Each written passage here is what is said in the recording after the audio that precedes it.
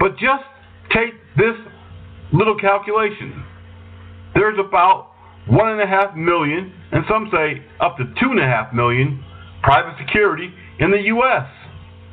If we just take 10% of those security officers, you'd have over 100,000 incidents of workplace violence, and yet few acknowledge it.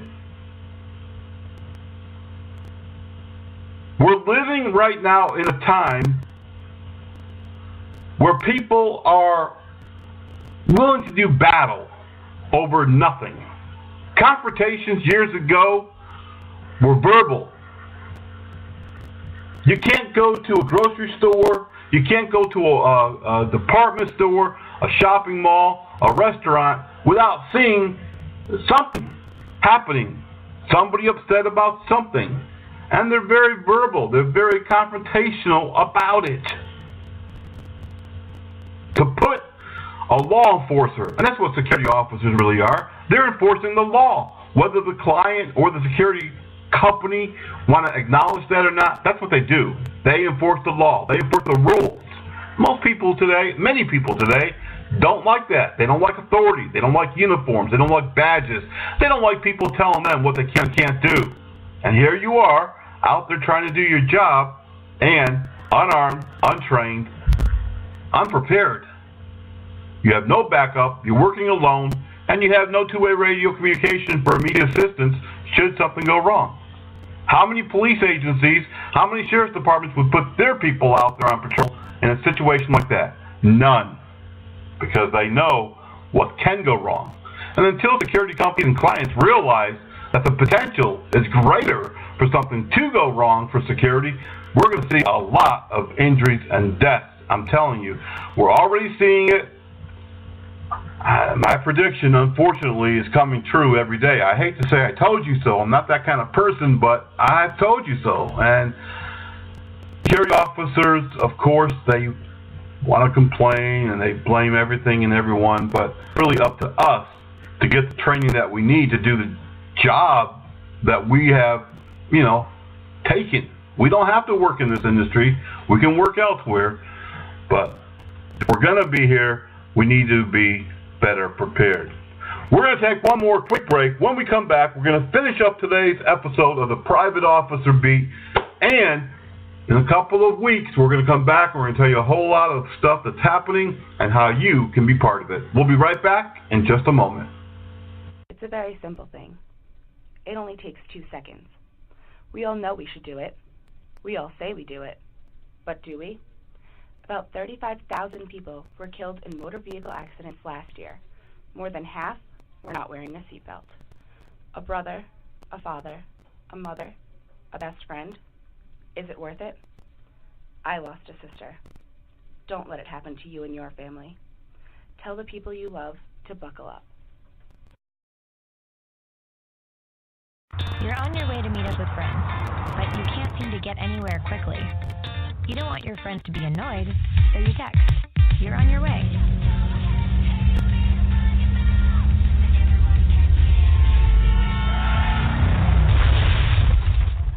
Five seconds is the average time your eyes are off the road while texting while driving. Make sure you get where you're going.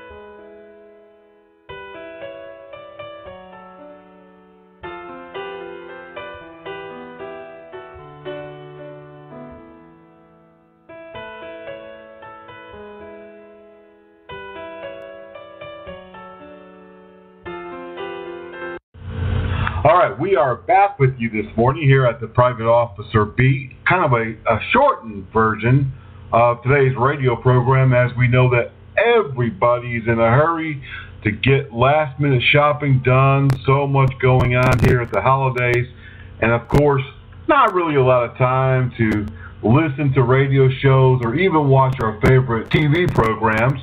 Luckily, most of those are repeats at this time of year. So we're going to kind of keep this short and sweet. But before we wind this whole thing up, I do want to go over a little bit of officer safety reminders. You know, we're right in the last few days before Christmas, but we still have 10 more days, 12 more days before New Year's. And always during this peak time of the year, many security and private law enforcement are injured and killed, especially New Year's Eve. We want to go over a couple of safety tips for you, and we want really for you to keep this in mind while you're on patrol at the apartments, hotels, the nightclubs, the shopping malls, wherever you might be. We often hear about private security calling law enforcement for every little thing, or just the opposite, they call them for nothing until it's too late. So really, once you call law enforcement, it's very important that you don't risk your own personal safety in situations where you're not prepared to do so, you're not trained to do so, you're unarmed. We don't want you to get in harm's way until police have been notified. So anytime that you have a domestic violence, whether it be a woman and a guy arguing or physically assaulting each other, or you have a family that might be having a disturbance, you definitely want to get law enforcement on the way. First of all, most days, police have to be called and they have to make an arrest if they can decide who the aggressor is. Very important that you have police on the way, because domestics, as we all know, are one of the top two type of incidents where law enforcement are killed very quickly. And we've seen this year a number of police officers responding to domestic calls shot dead before or soon after getting out of their patrol vehicle. So domestics are very violent. They may not start out that way, they may not look that way, but they are. So you always want to call law enforcement. Any type of disturbance, fights, whenever you have a brawl, whether it's a one-on-one or multiple people, even if you are armed, you need to call backup. And that backup is going to be law enforcement. If you have anybody who's non-compliant, a person who just won't listen, they won't leave the property, they don't care about who you are, they really are not listening, there's no sense in trying to talk them down, de-escalating, or doing any other type of technique, because that's not going to go a good way. You need to call law enforcement. Once again, they are your backup. Anytime that you have a report of an armed person, a felony in progress, or that has occurred, or may be occurring, burglaries, robberies, rapes, shootings, anything like that, you need to get law enforcement called even before you respond.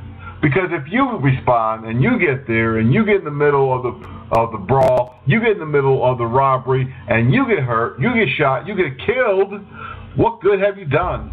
You need to call law enforcement in advance. If you want to go take a look-see after you call 911, that's great. But in the meantime, make sure help is on the way. We've often talked about calling 911 ahead of time. Most security personnel do not have the luxury of having two-way radio dispatch, so the next best thing for you, especially if you're working solo, you're working on your own, you need to call 911. Keep them on the phone if you're investigating something, and tell them, hey, I'm not sure what I have. It's a suspicious person. I have a report of a shoplifting, a theft, possible domestic. You can keep them on the phone. Give them the address, the information. They can begin dispatching your backup, and then you can keep them on the phone as you're investigating, keeping them informed as to what's going on. Maybe you find out it's nothing really at all. Maybe you find out that there's no need for law enforcement, so at that point, you just get to cancel them. No big deal. But at least you know that backup is on the way. If you wait, and you wait until it's way too late, you could get injured. Your phone could be knocked out of your hand, could be damaged, or even worse, you could be killed. It doesn't matter these days what type of call it is. In fact, recently, in the last 6 to 12 months, many police departments have taken away their single car response to most calls. Many calls, priority, non-urgent, non-violent, non-criminal nature, they would send a single car to investigate and make out the report. They don't do that anymore. Most police departments, at least a two-man response to almost every single call. And some agencies have also stopped all of the single-car vehicle stops. Used to be, you could pull a vehicle over, the dispatcher would ask if you need a backup unit, and you'd say, no, I'll let you know. We're 10-4. Or a patrol car might take a call that's being dispatched. You can disregard backup. I'll let you know if I need anybody. I think I can handle this. Many agencies have stopped that with the onslaught of officers being killed, seriously injured, the increase in police officer deaths. They've stopped that. No single car response to most incidents. No one police officer on a traffic stop, especially at night, especially in high crime or drug areas. You're not going to see it. You're going to see multiple cars. I recently saw a traffic stop on the interstate with 4 cars, 4 police cars. Maybe they knew ahead of time that this guy was wanted or had drugs or whatever it might be, but they weren't taking any chances, and neither should you. Whenever you're working solo, whenever you're on your own, you need to keep your safety at the forefront. Your safety is most important. We always say if the responder is killed or injured, how can they help anybody else? If you can't help yourself, how can you help anybody else? It's very important. I know we all want to save the day. We all want to be, the big guy. We all think that we can handle our own. But sometimes the fact is, it's better to have help on the way.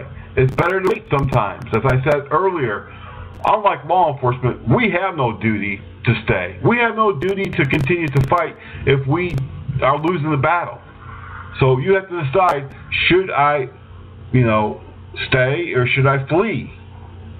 Fight or flight. There's no shame in waiting until backup gets there. There's no shame in going home alive, going home in one piece, the way that you came to work. Don't overdo it. Don't overthink it. Don't think you're going to be able to handle every incident and situation, because you're not. Now, it's a totally different situation if you're on patrol and you happen to walk around the building and you see a burglary in progress. If you're in the middle, you just find yourself in the middle of a fight. You respond to, or you are just doing patrol and all of a sudden, wham, there you are. Now that's a different story. You have to find out, make a decision, make an assessment. Do I stay? Do I leave? Do I wait until police arrive? I always say it's better to have backup and don't need them than to need them and don't have them. Well, that's going to conclude today's episode of the Private Officer Beat. This is a shortened radio show today, but we really appreciate you hanging in there with us. We really want you to be safe this holiday season, Christmas, New Year's. Enjoy some time with your family. We're going to be back with you in a couple of days, right after the Christmas holiday, for the new weekly episode, the Loss Prevention Zone, and, of course, to talk about what's coming up in 2017. But until then, be safe, be blessed, and, of course, we'll see you back here on the radio.